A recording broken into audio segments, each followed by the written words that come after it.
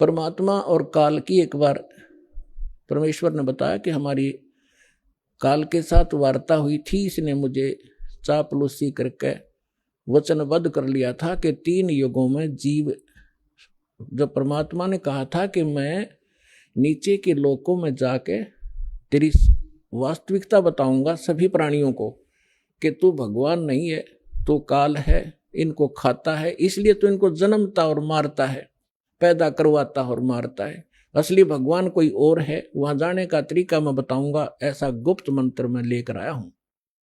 तब काल ने पैर पकड़ दिए, बहुत ज्यादा जो है प्रार्थना की, परमात्मा ने स्वीकार की।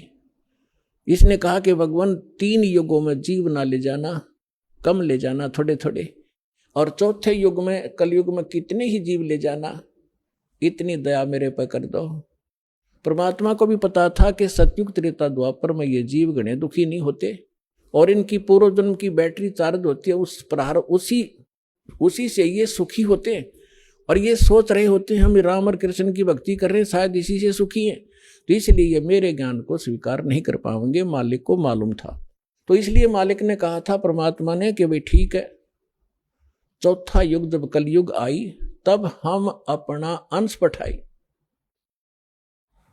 और काल फंद छूटे नरलोई, सकल सृष्टि परवानिक हुई। परमात्मा ने कहा था जब कलयुग के अंदर मैं अपना दास भेजूंगा और फिर ये काल के सब बंधन छूटेंगे और सारा विश्व मानव शरीरधारी प्राणी और साथ में जो मनुष्य, जो पशु पक्षी हैं, वो भी मनुष्य धारण करेंगे और वो सभी परमात्मा की भक्त नाम लेंगे। सकल सृष्टि परवानिक हुई, परवानिक माने विकसित होंगे। और कहते हैं कलयुग बीते 5500 पाचा, तब ये वचन मेरा होगा सच्चा।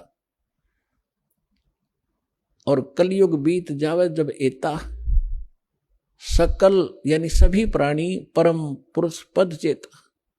600 वर्ष पहले मालिक की वाणी में लिखा हुआ है, कबीर वाणी में, सच्चिदानंद घन ब्रह्म की वाणी में, यानी सूक्ष्म वेद में, उस तत्व ज्ञान में लिखा है, परमात्मा ने बोला था, धर्मदास जी लिखा था, उसमें कहा है कि जब चौथा युग जब कलयुग आई तब हम अपना अंश पठाई और काल फंद छूटे नरलोई, नर नारी सभी का काल का फंद छूटेगा। तो इसने जकड़ रखा है, मूर्ख बना रखा है, बस इतना ही सीमित कर दिया, ये तेरा बेटा है या तेरी बेटी है, ये तेरी कार या तेरी कोठी है, 1 मिनट में मृत्यु हो जा, छोड़ बेटा, अब ये सब मेरी है, तू गधा बन।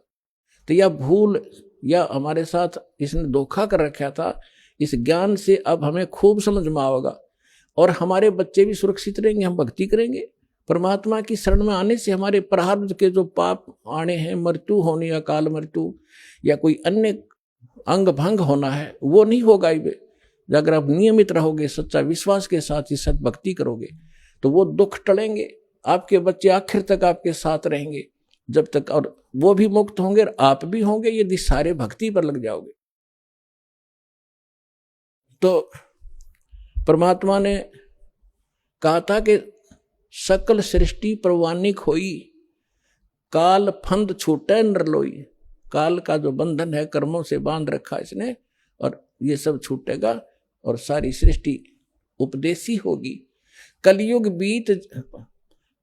बीते 5500 पाचा। धर्मदास जी से कहा था कि कलयुग बीते 5500 पाचा, तब ये वचन मेरा होगा सच्चा। आज से 600 वर्ष पहले मालिक ने ये कहा था कि पूरा विश्व मेरी भक्ति करा करेगा कबीर की, और सभी उस सतलोक के परमेश्वर के उस परम पद के जानकार होंगे, सबको ज्ञान हो जाएगा उस परम पुरुष के उस पद का, जो गीता अध्याय नंबर 18 के श्लोक नंबर 62 में कहा कि अर्जुन, तू सर्वभाव से उस परमेश्वर की शरण में जा, उसकी कृपा से ही तू परम शांति को और सनातन यानी शाश्वत स्थान को प्राप्त होगा। गीता अध्याय नंबर 15 के श्लोक नंबर 4 में कहा कि तत्वदर्शी संत की प्राप्ति के उपरांत यानी तत्व ज्ञान से परिचित होने के उपरांत परमेश्वर के उस परम पद की खोज करनी चाहिए, जहां जाने के बाद साधक फिर लौटकर कभी संसार में नहीं आते। और जिस परमेश्वर ने सब ब्रह्मांडों की रचना की है, अपने विषय में गीता ज्ञानदाता कहता दूसरे अध्याय के 12वें श्लोक में, चौथे अध्याय के 5 और 9 श्लोक में, 10वें अध्याय के दूसरे श्लोक में कि अर्जुन, तेरे और मेरे बहुत जन्म हो चुके हैं, आगे भी होंगे और पहले भी हम जन्मते रहे हैं। इसलिए वो कहता अर्जुन तो सर्वभाव से उस परमेश्वर की शरण में जा जिसकी कृपा से तू परम शांति को, सनातन परम धाम को प्राप्त होगा। तो यहां बता रहे हैं परमेश्वर कि कलयुग बीत जावे जब एता 5500 वर्ष 5 वर्ष, और तब सकल प्राणी उस परम पुरुष के परम पद चेता, उस परमेश्वर के उस परम पद के सभी जानकार हो जाएंगे। कोई सतलोक है, सचखंड है जहां हम रहते थे, वहां जाना है। तो जहां आशा ताबासा हुई, मन कर्म वचन सुमरियो सोई। तो जो प्रसंग चल रहा है हम उसी पर आते हैं। अब आपके जो पूर्व जन्म के संस्कार हैं उस कारण से आप भक्ति की चाह आप लिए हुए हो। दुर्भाग्य आपका कि उन नकली संतों के पास पहुंच गए। तो परमात्मा ने कहा था कि जब कलयुग 5505 बीत जाएगा, उसमें सभी पंथ और सभी जितने भी मजहब अपना उनके धर्म गुरु, वर्तमान गुरु जो भी ज्ञान रखते हैं वो सब सुना चुके होंगे, उनकी बहुत बड़ी पुस्तकें बन चुकी होंगी। उसके बाद मेरा दास जाएगा और उन्हीं सदग्रंथों को, जिन सदग्रंथों पर प्रत्येक मानव आधारित है, जो भी जिस मजहब धर्म से संबंध रखता है, उन्हीं से यथार्थ ज्ञान उनके रूबरू करेगा। उसके लिए परमात्मा ने सबसे पहले आपको ये इंस्ट्रूमेंट बनवाए, प्रोजेक्टर बनवाए, टीवी चैनल बनवाए। दास आपको तो अब समझ में आएगी कि ये क्या हो रहा है, और आपको इतना तो ज्ञान है कि आज से 10-12 वर्ष पहले इनका नामो निशान नहीं था, और वो पीछे जाओगे तो किधर सोच भी नहीं थी कि ये ऐसे इंस्ट्रूमेंट बनेंगे। यदि मानव बना सकता तो बहुत पहले बना लेता इसको। ये परमात्मा का दिया हुआ ज्ञान बुद्धि है, पूरा विश्व उसके बालक हैं।